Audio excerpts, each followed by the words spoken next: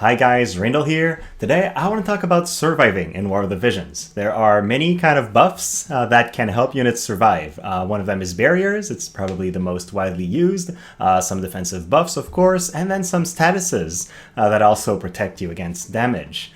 And through all these ways, they all have different mechanics, and not everybody's aware of them. So we'll discuss those, where you can get those buffs, how to fight them, and then the eternal debate, what is best between a multi-turn barrier or a multi-hit barrier. So we're gonna have some fun.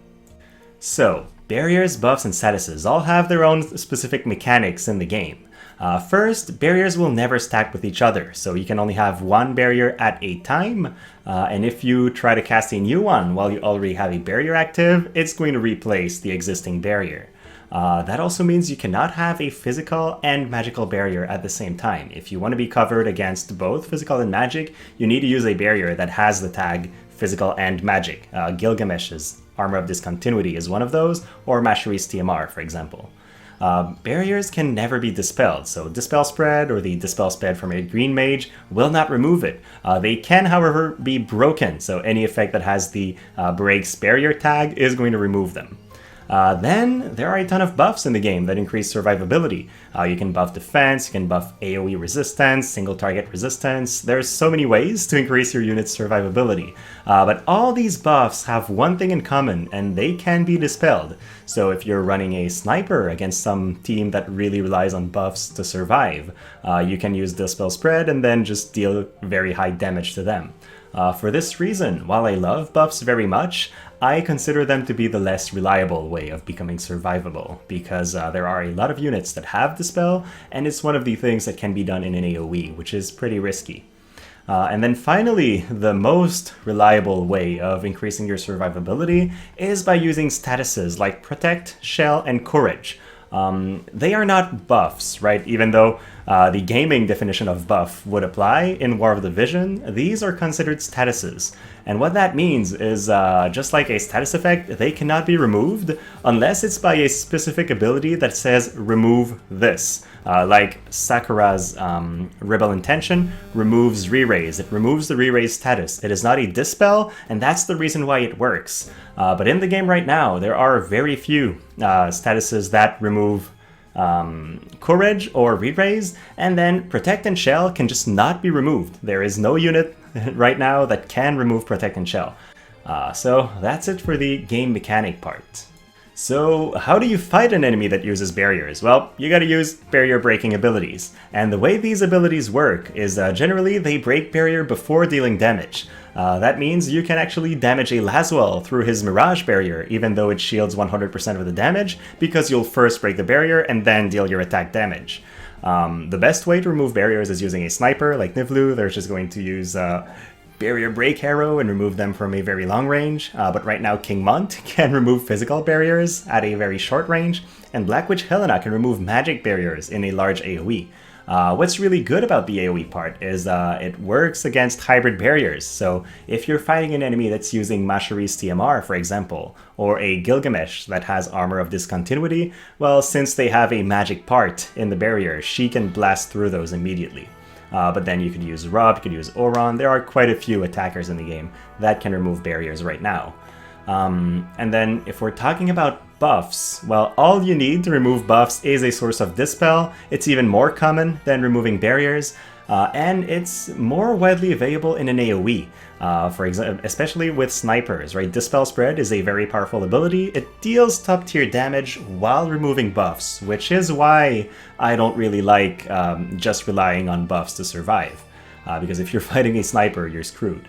There are a couple units that have those, and generally they're tied to hard-hitting abilities. So the new Valentine Salier as Limit Break will deal crazy damage and remove buffs. Halloween Little Leela's Limit Break also does that. We've seen it quite a few times. Ramada EX at 120, Green Mage with Dispel. There are a bunch of options, so these exist. And then, as I was saying previously, Protect and Shell can just not be removed. So they are very hard to deal with. You have to wait until they time out. So how do you get these protections? Well, in terms of barriers, Mashari's TMR is, I guess, the best way to give a barrier to any unit. It's going to, around the wielder, use a Kuraga level AoE, depending on the user's magic. So you can run it on a physical attacker and it won't really heal much, just give the barrier. But if you're running this on a mage, you're going to heal. And then it gives a 3 times 35% barrier against physical and magic. It's the best barrier in the game, in my opinion.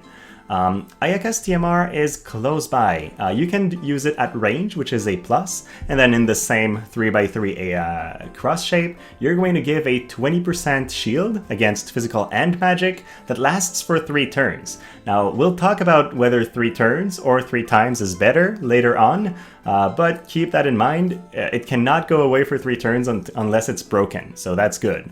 Then recently we've gotten Black Witch Helena, and her TMR is a single target, 3 times 35% barrier versus physical and magic, so the same kind of barrier that you would get from Mashari's TMR, it's just single target instead of AoE. And then there are a bunch of classes in the game that can generate barriers. Warrior of Light can give barriers to other characters, Thancred can give a physical barrier, no, Sissel can give a physical barrier in an AoE, Paladins have their own barriers, Energists like Garvel have their physical barrier, which is the reason why they're so strong in a lot of matchups. So lots of classes have them, of course. Then in terms of defensive buffs, the 2 best TMR, I think, for defensive buffs are King Mont's, which gives AoE resistance in an AoE, which is really, really good. Your entire squad will be resistant to AoE attacks. That's just crazy. But Rain's TMR, and if you watch my arena videos, I use that all the time when I'm fighting mages. It gives 25 spirit in an AoE, which is top tier, especially if you're using this on units that already have like 30 or 40 spirit. It gives them a very high amount of mitigation. So that's one of the most powerful ones in my opinion.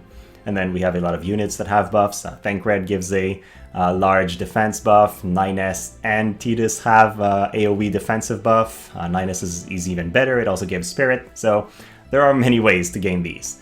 And then for Protect and Shell, I think the best way to gain Protect and Shell for a couple turns is Yuna's TMR. It's basically the same as Mashari's TMR. It heals in an AoE around the wielder, but instead of giving a barrier, it's going to give Protect and Shell, so that's great. But if you have Agrias, you can have a single target on self Protect and Shell buff through her TMR.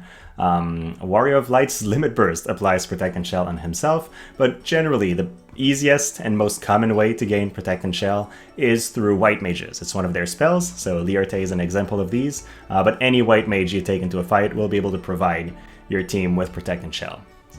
So, very easy to get. Another misconception about Protect and Shell is that since they are not buffs in game term, but instead they are statuses, you cannot make them last for 4 turns if you're casting them through a green mage that has the Emerald Echo passive on. There is no way to change their duration, they're going to last 3 turns no matter what. Now, what's best, multi-hit or multi-turn barriers? I think they are both the best in their specific scenario, but generally it's much easier to use a multi-hit barrier for the sole reason that you can use it at the start of the fight and not have to worry about it for a while. They're never going to expire until you get hit, which means that they'll be there when you meet the enemy team. If I fight an enemy that uses Ayaka's TMR, which is a multi-turn barrier from the early turns of the fight, I'll just wait 3 turns before fighting them. But I cannot do that against a multi-hit barrier. I'll have to wait until I've hit them. What multi-hit barriers are weak against, though, is multi-hit attacks. A lot of units in the game have chains, and if you're going into a fight with a 3-hit barrier against a Tidus, he's just going to use his Blitz 8's Limit Break, hit you 4 times, and his 4th hit will still do crazy damage to you. So you have to be very careful of who you're fighting and how. Against some enemies, 3-hit barriers are not very useful. Multi-turn barriers, like I said, the enemy team can stall. They can disengage and make sure that they don't fight you when you have them. And since you have to use them when you're just about to fight the enemy team, it's sometimes going to be harder to group and cast your barrier on multiple people, because that means you're opening yourself to be AoE'd by the enemy team. They are, however, resistant to multi-hit tactics. There is no way to go through them outside of waiting for them to expire, so that's a very good thing, unless you have barrier breaks, of course. But in that case, both barriers are going to be useless against you. One thing that has been pointed out on a previous video that I made and that I found very interesting was that slower units will benefit much more from multi-turn barriers than faster units. So if you're casting a 3-turn barrier on your Shadow Lynx and you quicken her and she takes 3 turns in a very short amount of time, they're going to go by very quickly. But if you're using a 3-turn barrier on Nasha and it takes forever for her to take a turn, well, she's going to have that for basically the entire fight. So it's something to keep in mind. Slower units love turn-based barriers much more than hit-based barriers.